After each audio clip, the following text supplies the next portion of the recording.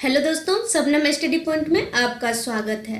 आज मैं लेके आई हूँ फिर से नए टॉपिक के साथ, जिसमें आज हम देखेंगे भारतीय संविधान में अनुसूची। तो भारतीय संविधान में कितने अनुसूची हैं और कौन से अनुसूची में क्या शामिल है, इन सभी को हम डिटेल्स में देखेंगे। और आप मेरे चैनल पर नए हैं तो चैनल को सब्सक्राइब कर लें ताकि आने वाला हर वीडियो आप तक पहुँचे। तो आइए शुरू करते हैं। तो भारतीय संविधान में कितने अनुसूची है? तो भारतीय संविधान में 12 अनुसूची है और हम सभी अनुसूची को डिटेल्स में देखेंगे। तो पहली अनुसूची में क्या है? तो पहली अनुसूची में राज्य और केंद्र शासित प्रदेश के नाम है। क्या है? राज्य और केंद्र शासित प्रदेश के नाम। उसके बाद है दूसरी अनुसूची। तो दूसरी अनुसूची में क्या है? तो भारत के राष्ट्रपति, राज्यपालों, अध्यक्षों, सर्वोच्च न्यायालय और उच्च न्यायालय के न्यायाधीशों आदि के भत्तों, विशेषाधिकार के प्रावधान हैं। किसके किसके प्रावधान हैं? तो भारत के राष्ट्रपति, राज्यपालों, अध्यक्षों, सर्वोच्च न्यायालय और उच्च न्यायालय के न्यायाधीशों आदि के भत्तों, विशेषाधिकार के प्रावधान शामिल है दूसरी अनुसूची में। उसके बाद है तीसरी अनुसूची। तो तीसरी अनुसूची में क्या है?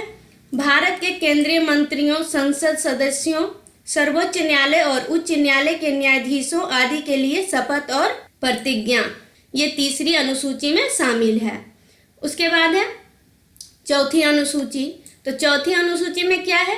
राज्यसभा में राज्य और केंद्र शासित प्रदेश के लिए सीटों के आवंटन के संबंध में प्रावधान शामिल है। क्या शामिल है? राज्यसभा में राज्य और केंद्र शासित प्रदेश के लिए सीटों के आवंटन के संबंध में प्रावधान शामिल है। कौन से अनुसूची में? चौथी अनुसूची में। उसके बाद है पांचवी अनुसूची। तो पांचवी अनुसूची में क्या है? अनुसूचित क्षेत्रों और अनुसूचित जनजातियों के प्रशासन और नियंत्रण के संबंध में प्रावधान शामिल है। क्या शामिल है?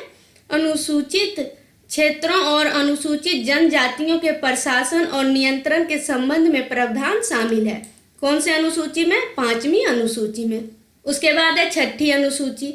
तो छठी अनुसूची में क्या शामिल? असम, मेघालय, त्रिपुरा और मिजोरम राज्य में जनजातीय क्षेत्रों के प्रशासन के संबंध में प्रावधान शामिल है। कौन कौन से राज्य का? तो असम, मेघालय, त्रिपुरा और मिजोरम। कौन से अनुसूची में? छठी अनुसूची में। उसके बाद है सातवीं अनुसूची। तो सातवीं अनुसूची में क्या शामिल है?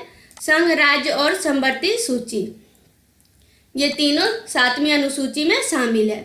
उसके बाद है आठवीं अनुसूची। तो आठवीं अनुसूची में 22 आधिकारिक भाषाएं यानी कि भाषाओं का वर्णन आठवीं अनुसूची में है। उसके बाद है नववीं अनुसूची। तो नववीं अनुसूची में भूमि सुधारों से संबंधित राज्य के अधिनियम और विनियमों से संबंधित है। कौन से अनुसूची में? नववीं अनुसूची में भूमि से संबंधित है।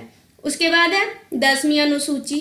तो 10वीं अनुसूची में दल बदल के आधार पर संसद और राज्य विधान मंडलों के सदस्यों की योग्यता से संबंधित प्रावधान है। कौन से अनुसूची में है? 10वीं अनुसूची में। इसे दल बदल अधिनियम भी कहते हैं। उसके बाद है 11वीं अनुसूची। तो 11वीं अनुसूची में प्रावधान जो पंचायत के शक्ति, अधिकार और जिम्मेदारियों को निर्दिष्ट करते हैं, यानी कि पंचायतों की प्रावधान की शक्ति शामिल है 11वीं अनुसूची में।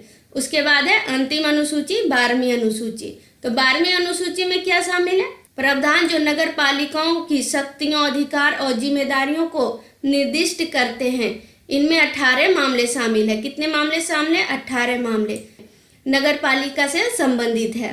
वीडियो अच्छा लगा है तो लाइक कीजिएगा और चैनल को सब्सक्राइब करना ना भूलिएगा।